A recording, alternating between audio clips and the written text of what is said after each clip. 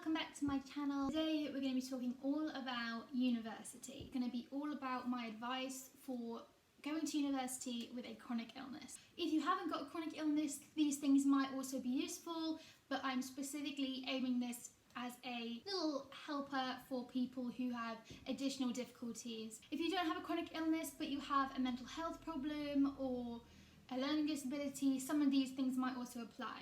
So let's get started. So my first tip for going to university with a chronic illness is apply to the DSA. The DSA is the Disabled Students Allowance Programme in the UK.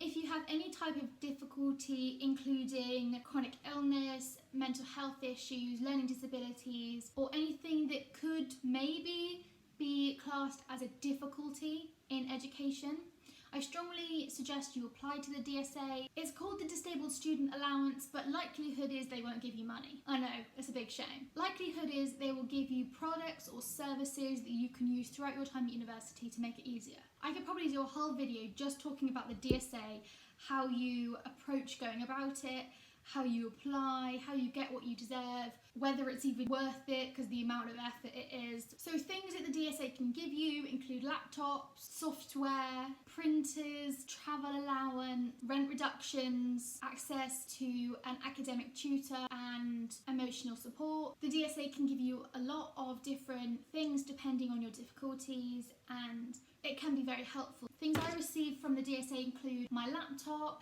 software that's on my laptop. I have money off taxis for emergencies when I can't get on the bus. Last year I got money off my rent because I was in an accommodation with an ensuite bathroom. So they can give you lots of different things depending on your illness, and though it is a long and annoying process, I definitely recommend you getting in touch with them because they can give you a lot of stuff that can be useful.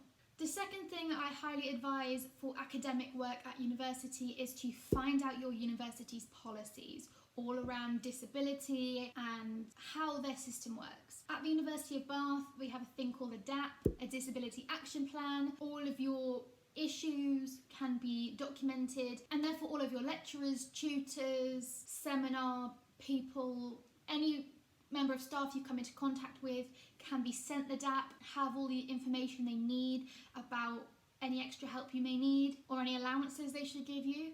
So if they have this type of thing at your university, I highly recommend it. Lots of people will say talk to all of your lecturers, make sure they know what's going on with you. And as someone with social anxiety, that sounds like hell. I cannot explain to you how much I didn't want to do that. But then it was explained to me at my university. They have a system called the Disability Action Plan where all of my lecturers would already be told what was wrong with me. I didn't have to tell them, the university did. I just told the university, and the university said, would you like us to share this with people? And I said yes, and they shared it with everyone else. Obviously, if you're not comfortable with your lecturers knowing about your health issues, then this won't work for you, but it is a lifesaver if you're worried about having to explain your condition to all of the members of staff that you come into contact with. So definitely get to know the policies of your institution, and if they have something that allows you not to have to explain your condition to everyone you meet, I recommend it. So the third thing I want to talk about is mitigating circumstances. So at universities, quite often they'll have a thing called mitigating circumstances, where you think your performance is going to be affected by something going on in your life. You can fill out a form or talk to someone about the mitigating circumstances, such as your illness or a family matter, something like that, that is causing a problem for you. I highly recommend finding out about your university's mitigating circumstances system or extension system or no detriment policy, whatever they call it, because if you have a flare-up and you cannot complete coursework or you cannot physically go and sit in the exam room, it's really good to know that there is a system in place that will help you not ruin your degree because you have a bad week or a month or whatever. So find that out. It can be that because your university already knows about your conditions, you don't even have to fill out the form to get mitigating circumstances, but it all depends on the institution and who is in charge of your department, etc. It's very important that you take what you need and you don't feel guilty about asking for extra time or something, whatever you're asking for. Actually, the other people in your year group sitting the same exam or doing the same amount of coursework, the likelihood is that they're either taking the advantages they can get or they don't have things interfering with their work. So you shouldn't feel guilty about asking for help or extra things because you deserve them, and the university would only say you can have this if they thought you needed it.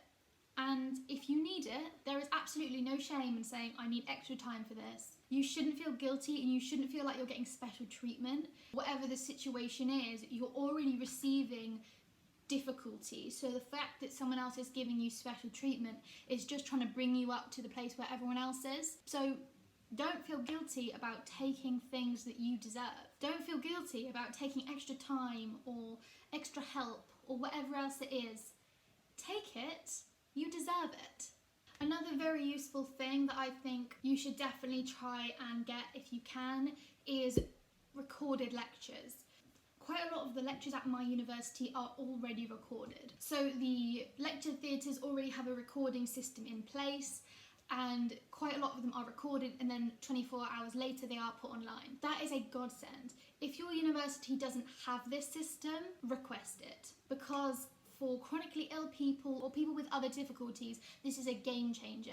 And for regular students without difficulties, this is also really helpful. If the structure is there, but a certain lecturer isn't using it, ask them to. And if you can't ask them to because you're anxious or, I couldn't, get someone else to ask them to. Why aren't they doing it? It's hurting your learning if they're not recording their lectures. They should be. There are some lecturers who don't like it, but I don't think that's a good enough excuse personally.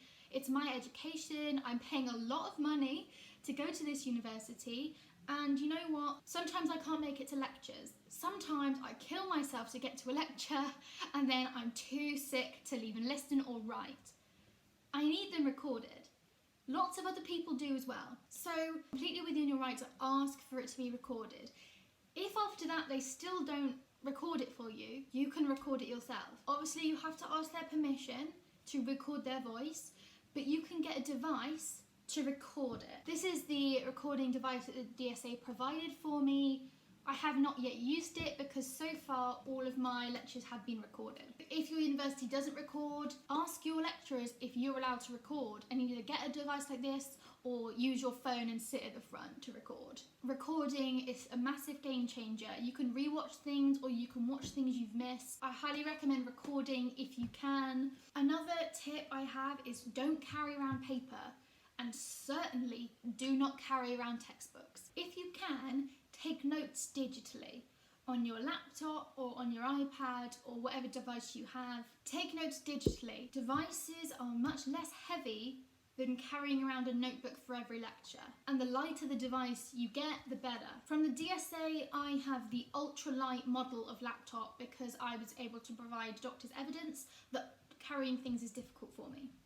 If you also struggle with carrying things and you can get a doctor's letter, you may also be able to get a light laptop to carry around. I also use my iPad, which is also a very light device. I never ever take paper anywhere. Carrying around paper is 1, bad for the environment, 2, bad for your back. And if you do folders and all that kind of stuff, the longer into your degree you are, the more stuff you're going to have to carry around.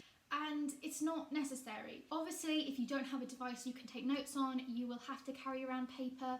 And in that case, get small notebooks, don't get the really big chunky notebooks. It may turn out to cost more in the end, but you and your ability to carry stuff is more important than, saving a couple of pounds. And I know it's really heartbreaking to spend more money, but you're spending a lot of money on the education. Don't kill yourself to do it. Find ways you can do it easily. Well, easier. Okay. On top of that, right at the start of first year, lots of people bring textbooks to their lessons. Because at secondary school, you may have had to bring your textbook into class. Do not carry your textbook, ever. If you've had to buy a textbook, do not take it with you. You don't need it. Unless the lecturer specifically says you need your textbook for this class, if you have a practical class you need to reference the textbook, obviously then take it. But if you can, take pictures of the pages you need for this lecture. If the lecture references chapter 2, photograph chapter 2. I would say that is a much better use of your time than carrying the textbook.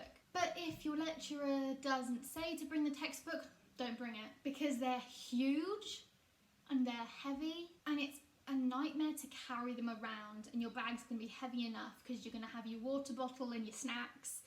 You know, don't bring your textbook. And if you can buy a digital version of your textbook, that's ideal. Digital, to me, is always better.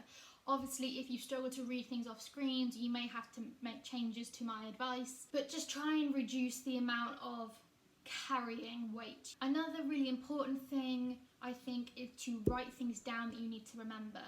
For me, with chronic fatigue, I have a lot of brain fog, and therefore I forget things. Things run right out of my mind the second I stop thinking about them. I'm very bad at remembering to do stuff, and it gives me a lot of anxiety when I've got to keep things in my head because I know I'm quite bad at remembering. So I recommend you get a planner. I've got a bullet journal, or putting everything in your calendar and your to-dos on your phone or whatever. Do something that wherever you are, you have your to-do list and your calendar, everything you know and everything's going to happen. Take it with you everywhere, because if you struggle with keeping things in your head, you need somewhere to write stuff down. But don't get a massive one again, because you want to reduce the amount of carrying you need to do. But writing stuff down is a saviour. I don't know how I survived before I started bullet journaling, because I used to kind of like keep things in my head. I don't know how I did that, because I'm terrible at it. Bullet journaling is my preference, but you may prefer a pre-printed planner or digital. But make sure you write things down, which will really help with the brain fog not being such a big factor. Another factor is disclose to your university. Now, this is completely up to you, and I don't want to pressure you to disclose, because obviously some things are very personal. But when you disclose to your university, you can get extra help. You can get extra time in exams. You can get rest breaks. You could be allowed to eat in exams. Some people are allowed open book exams. You can be allowed lots of different things for exams, and more time for coursework. That's why I need to write everything down, because I can't remember words. And more time for coursework. It is your choice whether you disclose, but I think it's really useful because the university can provide you with lots of help and additional support that you wouldn't get if you didn't tell them what was going on with you. And my last tip is to discuss with your personal tutor. Make an appointment with your personal tutor, go along and explain what's wrong with you, and be ready for them to not understand, be ready to, be ready to fight your corner. Make them believe you, make them understand, so they are on your team. And if they are not, if you think that you could not get through to them, ask for a different one. They are very important. If you need to go through the mitigating circumstances system, you quite often have to discuss with them. If you need advice, you have to talk to them. Talking to your personal tutor is an important thing. They are the person who will fight your corner when talking to your lecturers and stuff like that. So you need them to be on your side, and you need them to understand what you're going through. And you need to keep them updated. If you're having a really bad month, you need to tell them, so that when you say, I need more time, they can go to your lecturer and say, this person's having a really hard time at the moment and they need more time. That can be really powerful because they can really fight your corner. So getting a good personal tutor and really making a connection with them is really useful. Though obviously, if you're like me, meeting new people, talking to new people is anxiety inducing and stressful, and but if you just talk to one person, if you think you could probably have a meeting with one person once, have it be them. That would be my advice. Rather than working on making sure you talk to all of your lecturers, talk to your personal tutor and then make them talk to all your lecturers. I think that's so much easier, and obviously it's not ever easy to go and talk to strangers and talk about yourself and talk about what's going on with you, but I think it's really useful to have that one person on your side who knows all the systems, knows how things work in your university, and can fight for you. Which reminds me, I need to email my personal tutor. I'm giving you advice that I don't follow. Oh no, I need to talk to her more. Okay. Thank you for watching this video. If you enjoyed it or found it informational, definitely leave a like. If you have any of your own advice for people going to university, leave it down below.